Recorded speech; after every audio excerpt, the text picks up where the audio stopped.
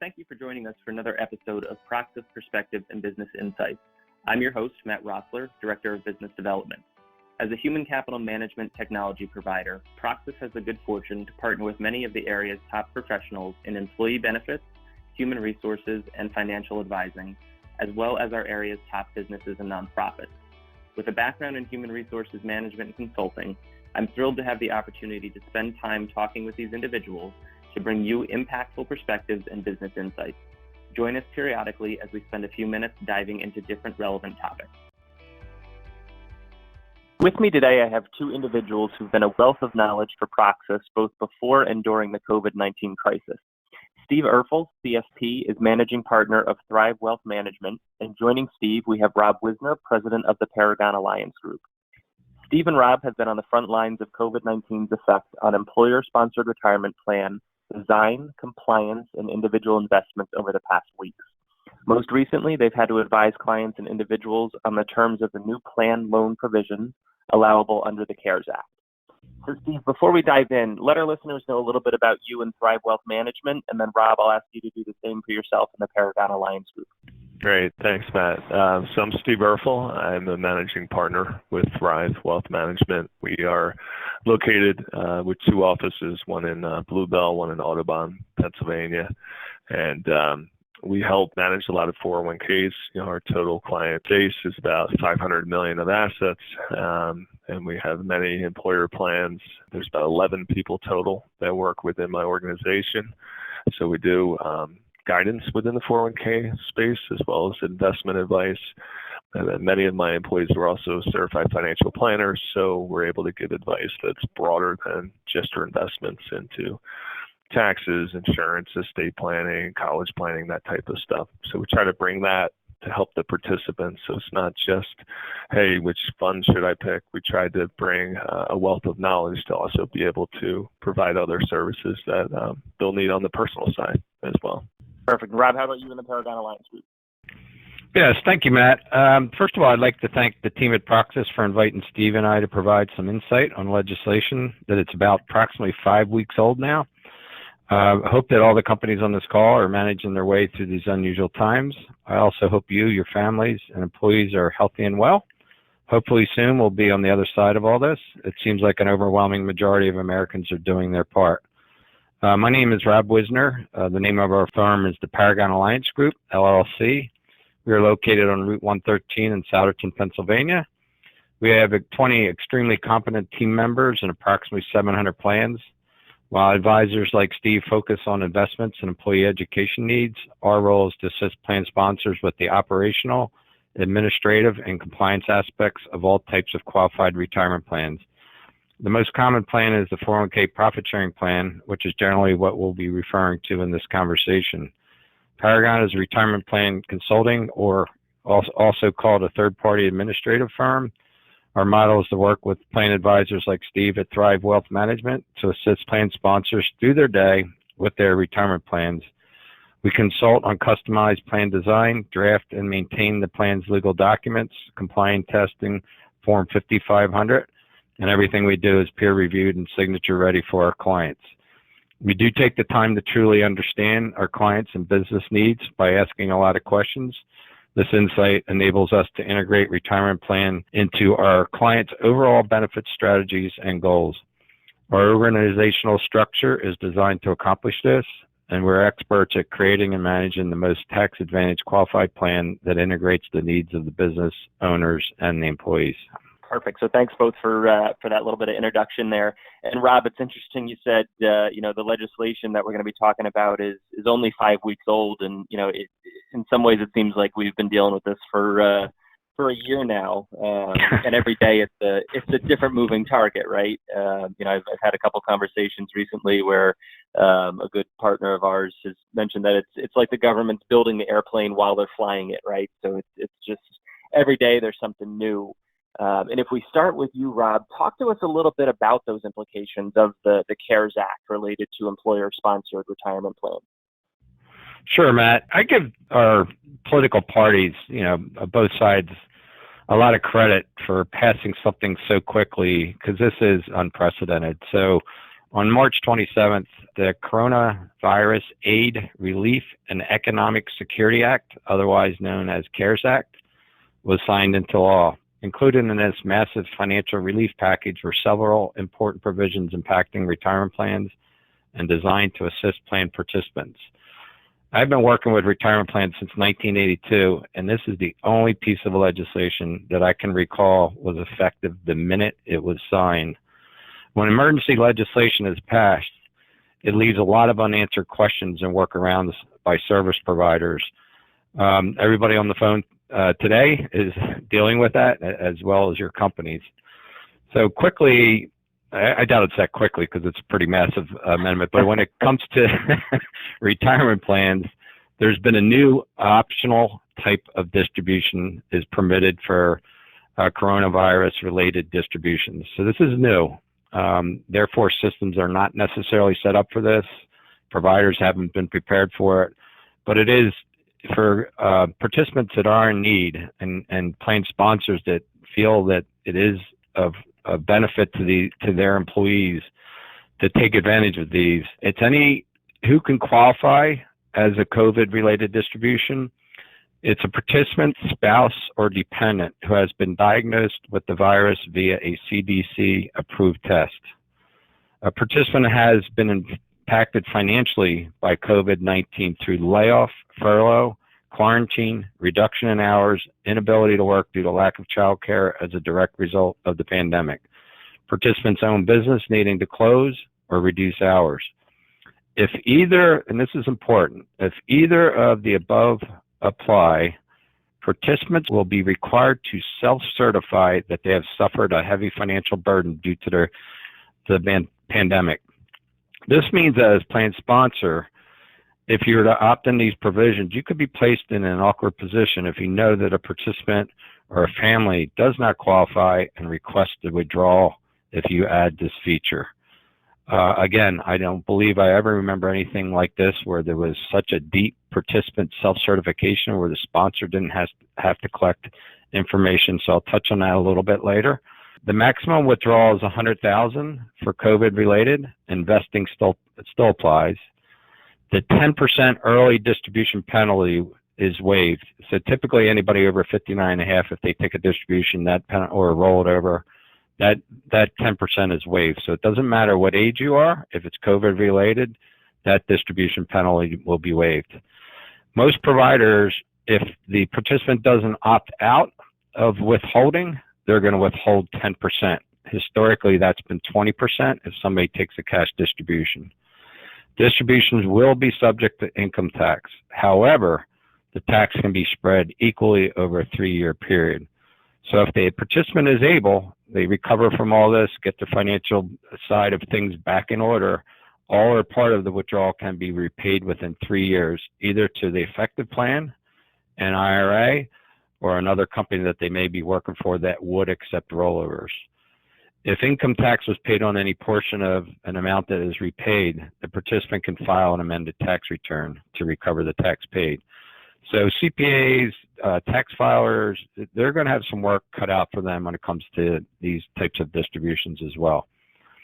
Additionally, the $50,000 IRS loan limit has been increased to $100,000, and now instead of being restricted to 50% of the vested balance, it increases to 100%. So a qualified participant is one that would meet the same test we've originally described above. COVID-19 loans must be requested during the 180 days following enactment of the CARES Act. That date was 3/27/20. Additionally, loan repayments due between the enactment date and 12/31/2020 can be delayed up to 1 year.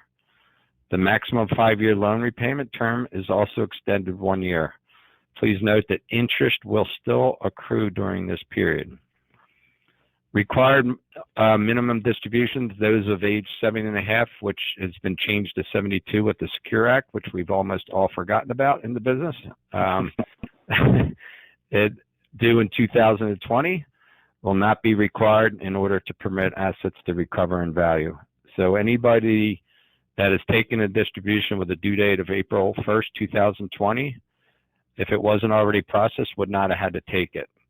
the date of the CARES Act was 3/27. Most RMDs were already processed. So if a participant who already received one of those distributions after February 1st, they would be permitted to roll that into an IRA by July 15, 2020. So a lot of our business owners, they don't necessarily want to take the RMD. For somebody that took it after February 1st, they could actually roll their RMD back into the plan or an IRA. This waiver applies to certain defined contribution plans, 403B plans, governmental 457B plans, and IRAs. Defined benefit plans, cash balance plans, they are not exempted, so RMDs will still have to come out of those plans.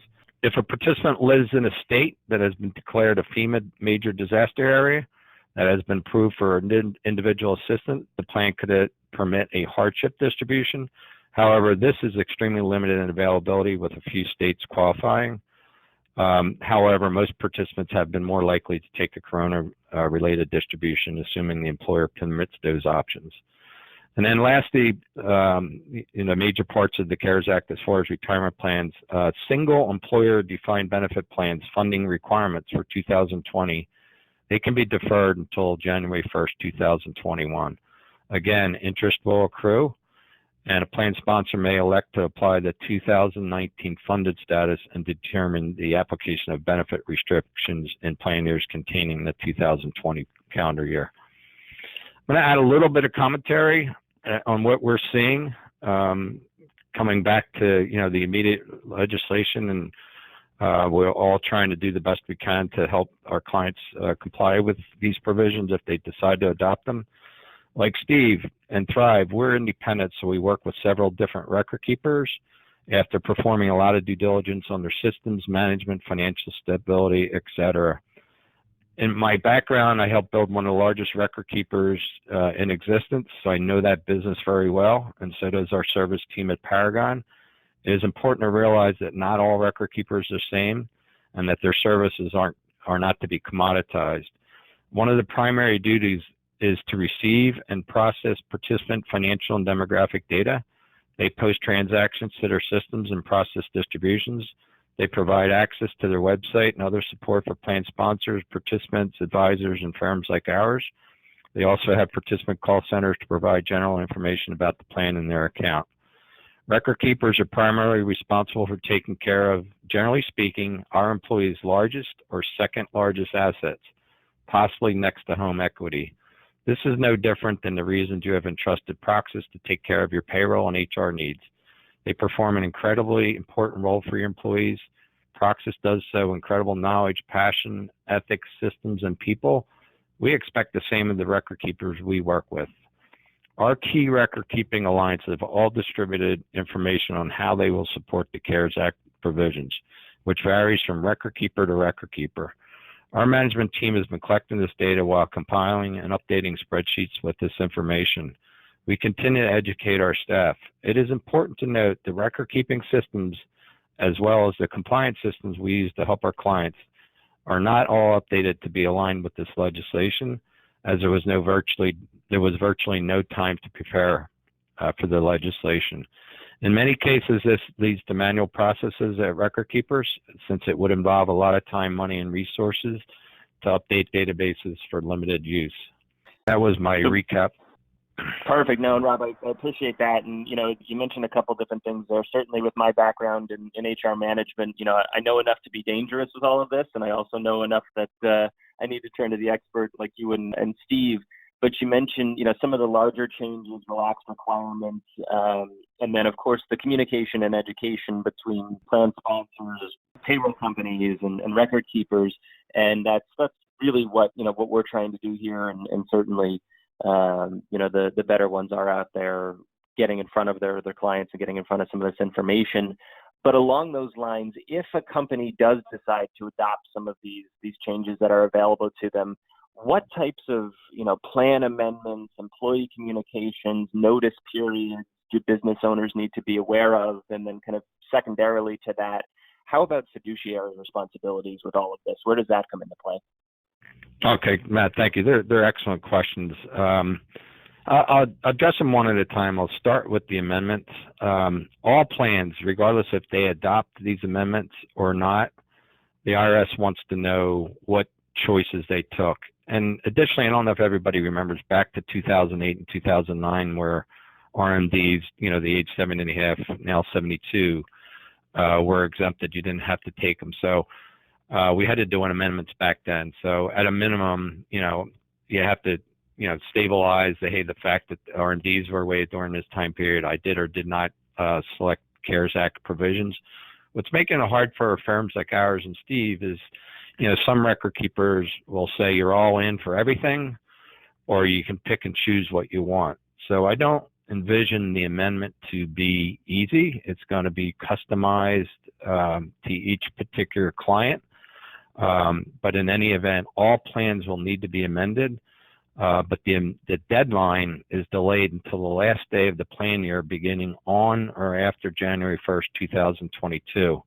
What that means is the amendment language is not available. So when it comes to employee communications, because that's an excellent question, there is more urgency, to your point, Matt. If you adopt any of the provisions or alter any plan provisions such as suspending safe harbor, employer contributions, or any other of the provisions in your plan, those types of changes that are normal in course would typically be in the form of an updated, it's called a summary of material modifications, which is kind of an attachment to your summary plan description, and a formal amendment. When it comes to the CARES Act language, there is no SMM, there's no language out that's available yet, and there's no formal amendment. So what we're relying on for our clients is participant notifications from the major record keepers. So the major record keepers, for our firm, we've actually collected it from each one. We've reached out to them and asked for that. So when our clients ask, we can point them to that or send it to them. So this is highly unusual, but in this particular circumstance, it could be a combination of an SMM and a provider communication. It could be one or the other. And we've seen wide variances how record keepers will handle the RMD exemptions, age 7.5, now age 72 with the Secure Act in 2020. But generally, if they're set up for systematic withdrawals, so if you have a person that's taking RMDs, if they're set up for systematic withdrawals, what we're seeing is most providers will continue to process them because they have a feeling that people are looking forward to that. Similar to when Steve sets up IRAs for his individual clients, that they're conditioned to getting those payments. So we're seeing that most record keepers will do that. We are seeing a little bit of differences, the way they're going to approach participants. So what we're feeling is, hey, it's always up to the participant. Know how your record keeper is going to engage participants. Most likely, you don't really have to do that now, but that's something to stay tuned for. The last one is fiduciary concerns with some examples. This is where Steve's firm and our firm, really pride ourselves in helping our clients. One of the primary roles of a fiduciary is to act solely in the best interest and for the exclusive benefit of plan participants and their beneficiaries.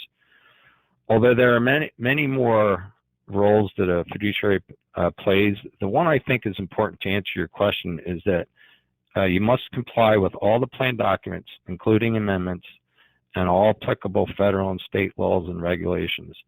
Believe it or not, there's more penalties in this area with the plan operation than there is in other areas of plan operation.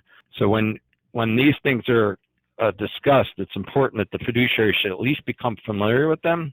They don't have to become experts, but at least understand it. So I'm going to start with, as far as the fiduciary things that you have to consider. I think that everyone agrees that retirement plan balances will become a critical portion of most employees' nest egg in retirement. And that's something that fiduciaries look very hard at. Like, how do I balance today versus tomorrow for my employees?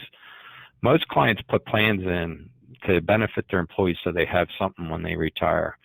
Some use it to recruit, a combination. There's a lot of different reasons. But the first step is to analyze the need to add CARES provisions. I've never been a big proponent of just adding something, just add it.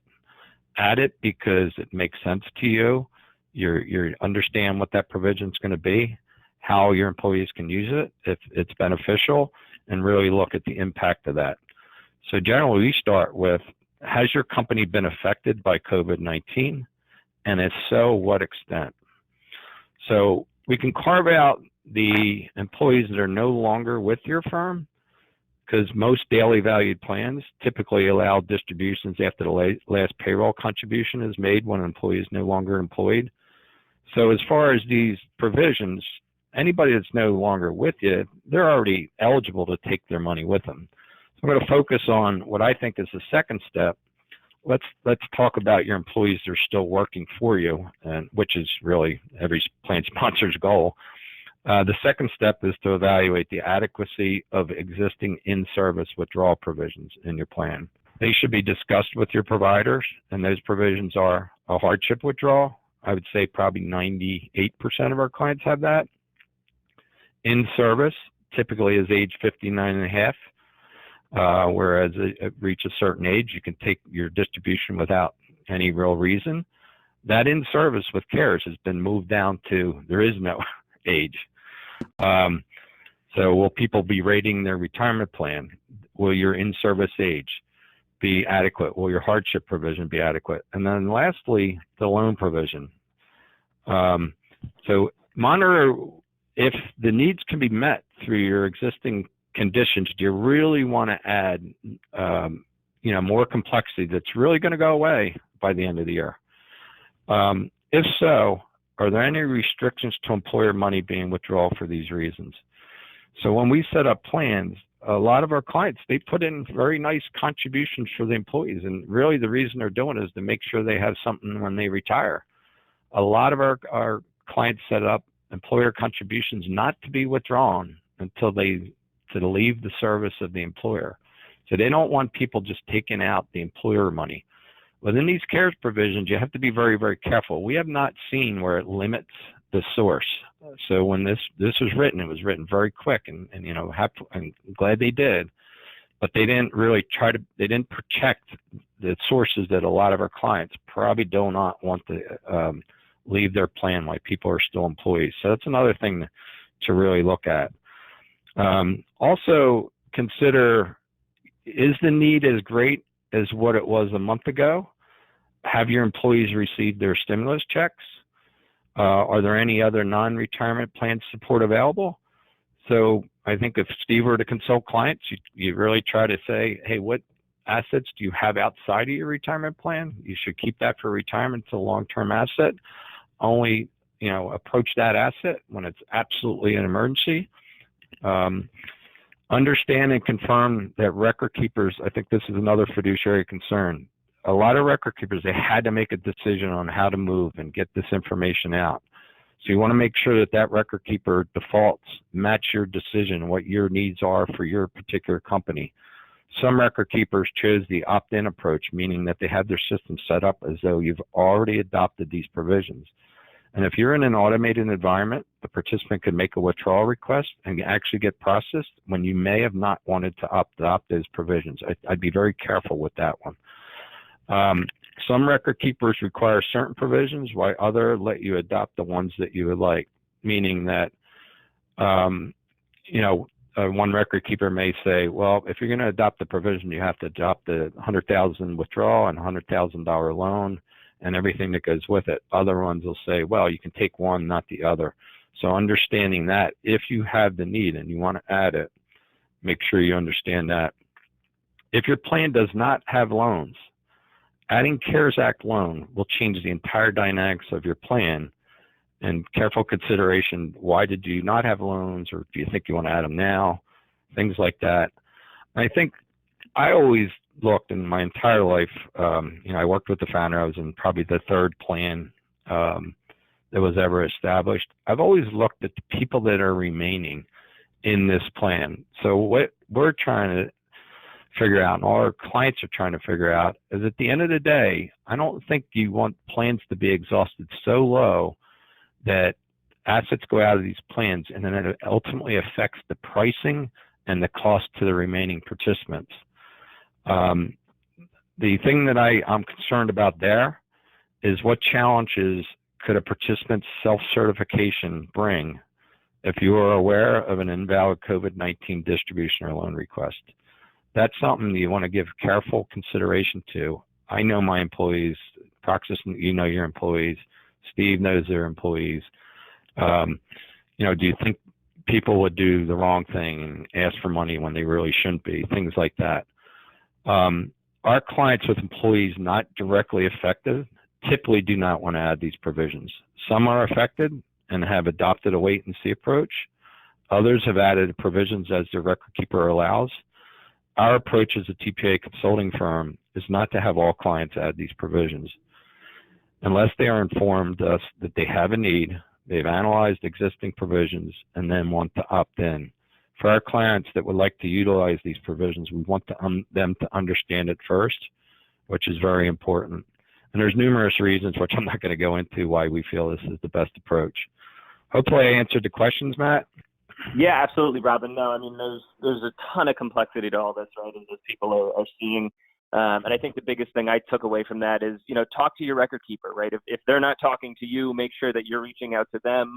And if they are trying to communicate with you, make sure you take a couple minutes among all the other things that our business owners are dealing with to really invest the time into carefully analyzing and choosing which of these provisions, if any, you're gonna put in place. I like what you said there about where some record keepers may be adopting an opt-in approach to this, where employers may not want to adopt all of the provisions or a part of the provisions. So it really does require kind of a careful analysis, and that's where, again, having partners to really assist you with this is critical. You also mentioned there your employees and making sure that having these plan adoptions put in place makes sense, right? And Steve will talk about here in a minute the stimulus checks or whether your employees have other assets they can tap into. But along those lines, if we do turn to you, Steve, and I'm not going to try and argue to see who has the most difficult job between you and Rob, on any given day, I can pick up my phone and see a headline that shows historic falls or historic rises in the stock market. So I can imagine, you're getting just probably overrun with questions from individuals. I mean, my own account is down close to 30% from January at one point. Now we're closer to down 12. So it's crazy swings. I mean, what are you telling at a high level? What are you telling plan participants that are asking you what they should do? Yeah, thanks, Matt. Good question there. So this was definitely a challenging first quarter, to say the least. Pandemics are not new. We've had these before. Some of the names, when I throw them out, I think people are a little surprised to hear the name. If you think of Zika, and Ebola, and MERS, and SARS, bird flu, swine flu, these names have been there, right? They kind of come and go. This one is not different per se. That's an epidemic. What's different is the response. The names I rattled off, we never had a shelter in place before, so that added a significant twist. And I'm not marginalizing or minimizing the numbers of deaths or what's going on. It's awful, or questioning the shelter in place. It's just noticing that this is different, that we've never had that, where we completely shut the economy down, which obviously, as you mentioned, has had effects on the markets. To add to it, shelter in place means you're at home watching TV, or you're reading a lot more on your phone or in the computer. Typically, in normal times, people are not paying attention to their retirement account as much, and they kind of just let it go. Today, I think there's a heightened information sharing and attention paying to account values, which is good, right? People want to be informed, and I think that is a positive. The downside is that it may leave people feeling vulnerable. We don't invest to lose money, and our emotions come into play, and it might want us to make a change. So it definitely was challenging. And like you said, at one point, the market dropped 34%, I think in about 35 days. So it was a really, really quick drop in a short amount of time. And, fortunately, we had all of our clients, in our view, do the right thing and stay in. And I think, the market has been good for 11 years. So people had a little bit of a stomach and could handle it. Nobody was happy, but would stay in and not panic or let their emotions drive that decision. With that said, stimulus came out. So stimulus came out, and that was a huge Band-Aid. The government, as Rob mentioned, how quickly they acted.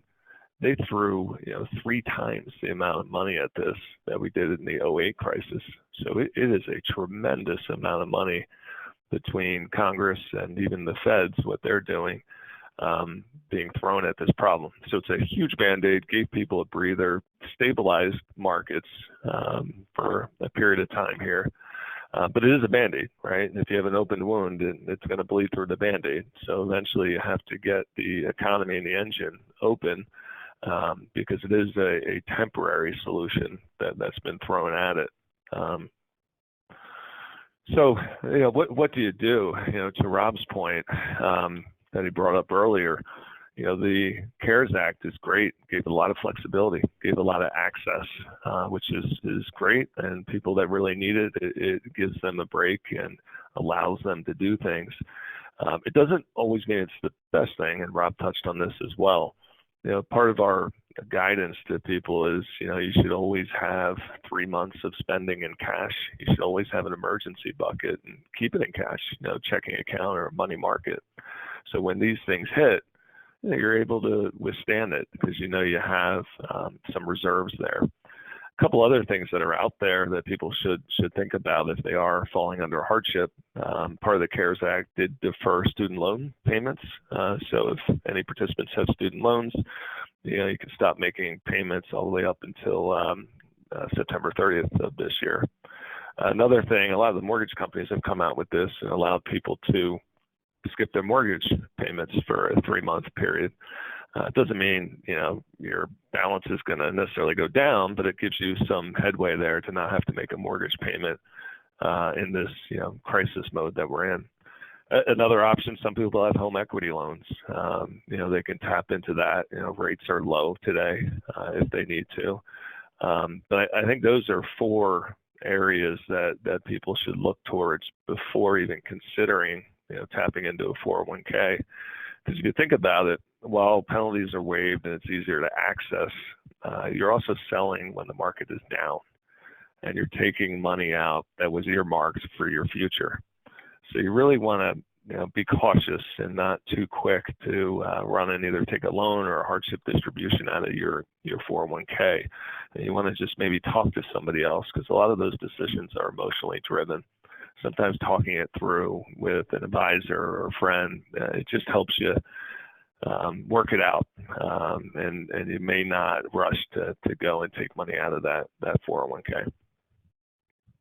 Yeah, and you mentioned an interesting word there when you said, these decisions are emotionally driven, and this is an emotionally charged time for any number of reasons, right? And that's I think, like you said, taking that extra step and really talking to somebody you trust, whether it is a financial advisor or it's a family member, and just really considering that. You mentioned kind of selling when the market's low, right? So the old adage is what, buy low, sell high. For those that are still fortunate enough to be in a position of working, is now a time to continue contributing, increase contributions, reduce contributions? Any thoughts around that aspect of all this? Sure. Yeah, good question, Matt. I mean, if you're fortunate, you still have your job, you're still, your income is where it is, and your lifestyle for most people is actually less expensive today. If you think about it, we're shelter in place. Gas prices have dropped dramatically. We're not traveling. We're not taking vacation. We're driving less. We're not going out to the restaurants as much. So in theory, your household budget is a little lower. But if your income stayed the same, and if you were fortunate enough to get a stimulus check, you're not hurting so bad. So it would be a good idea to look at your 401k and maybe increase your contribution for your paycheck. And the reason I say that, I'm always fascinated in the psychology of investing. It's the one thing in the world we don't buy on discount. We'll look for a flat screen TV and we'll shop for months, and we'll go to Best Buy and Costco and go online trying to save $100. But when the market just dropped 30%, now you have an opportunity to get in at a 30% discount. Nobody does it because we're scared out of our minds. Our fear has kicked in. Oh, how low can this go? Is it going to drop even more? And I totally get that. A lot of times, a great recipe there, and a 401k is phenomenal because the money's taken right from your paycheck and it automatically gets invested. It's kind of a set it and forget it type of thing. The best model is to allow it to run its course. Continue to add money. You're buying at different price points. You're buying at a discount because the market is down. It's the last time you really want to make a change. You don't want to alter that. You really want to keep buying, especially for the younger folks that have maybe decades to go. You really should view these as tremendous opportunities to be buying at a lower price, knowing that years from now it's going to be much higher, and you'll be really, really happy that you did. For older folks that are closer to retirement, before this hit you, you should have done some good planning work and decided, how much you want to put in stocks versus bonds. You should have, measured the amount of risk you were taking in your account. If you didn't do it, maybe you just want to sit tight, let it recover for a little while. But, when it does recover, make sure you're attaching your financial plan to your 401k account, because you don't want to take on more risk than is warranted for your lifestyle and your personal financial plan there. It's probably a terrible saying to say it right now, but Warren Buffett is famous for saying, when there's blood in the streets, that's when you want to jump on opportunities and buy. And I think that's what's going on right now. I think people are very nervous, very scared. And generally, if you look back in history, those are the best times, the best opportunities to be putting more money away. Mm-hmm. So you said when you look back at history there, and I know neither of you have a crystal ball, but I'm gonna ask you both to kind of project forward, right? So to the history that's yet to be written, what long-term implications do you see from all of this coming for either plan design or individual accounts? And Steve, maybe we just continue with you on the individual account side, and then turn it over to you, Rob, for the plan design aspect of all this. Sure. I truly believe this is a temporary crisis. I do believe, and I'm very optimistic, and you need to be optimistic as an investor, that treatments will continue to evolve. Drugs will continue to help, and new ones will come out. A vaccine will come eventually. About 30 to 40% of my client base is in the pharmaceutical industry, and it is a mad race. They're working around the clock, partnering together. There's a lot of innovation going on in that industry, and I have a lot of confidence that they're going to come up with something. And if you look back at the 15 epidemics or so we've had in the past, they're very temporary. Usually 6 to 12 months post a epidemic, just talking about those crises, the markets have rebounded about 20% on average. So it happens very quick. There's certain people that try to time things. They want to get out, and you might get out at the right time, but you got to get back in at the right time again. So you actually have to get your answer right twice. And while you're doing that, it's creating stress, tremendous amounts of stress, because you're trying to time things and there's fear of missing out. There's so much that's going on, and it's not proven to ever work. Market timing is not a strategy I would ever advise anybody to do. You're much better served, and it sounds cliche, but staying the course, sticking with your strategy, understanding that markets are volatile, and keep adding money over time. I think this one is going to take a little while longer. We had shelter in place. That's something very new. So even when restrictions are eased, like we're starting to see today, it's going to be time. Even if employers say, hey, everybody can come back to work, it's going to be a different work environment. There might be masks, there might be gloves, there'll be social distancing. It's going to take a while. But I also know that human behavior, we have a very short-term memory. So as we put this behind us, I do think things will get back. Everybody talks about a new normal. I'm not so sure there's always a new normal. There might be a period of time, there might be a bridge gap here where people are working from home more and a lot more cautious. But eventually, I do think things will normalize over time. And as investors, we're not worried about the next year or 2 years. You have to always be optimistic, and that over time, this thing is going to play out. I mean, just to put some numbers to that, on average, every year the market drops about 14% within the year. But on average, 3 out of every 4 years ends positive. So it might have dropped 14% within the year, but at the end of the year, 75% of the time, it's positive. And if you have a diversified portfolio and you leave it invested for a 5-year period, doesn't matter what month you put the money in, before the Great Depression, before '08, before the coronavirus, if you left it in for 5 years, you never lost money. So as long as investors are willing to kind of do the right thing and be diligent, understand it's a marathon, it's not a get rich quick type of thing, they're going to be rewarded for sticking it out. History has proven that over and over, and we got over 120 years of market history to look back on.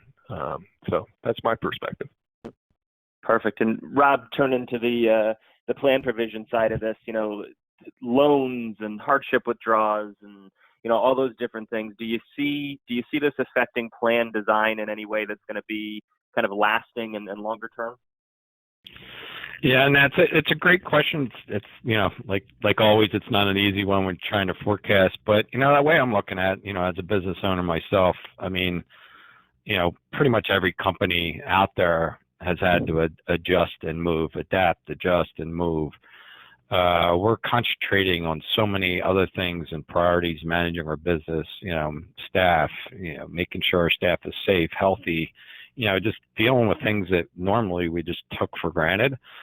So, my opinion is, really don't overcomplicate it more if the need isn't going to be there. And to Steve's point, the retirement plan really should be a long-term asset, and really only adapt onto these provisions as you need them, and probably the ones that make sense. I mean, does anybody really need a loan for $100,000 if they're out of work for a couple months, a couple weeks, or 3 months, whatever?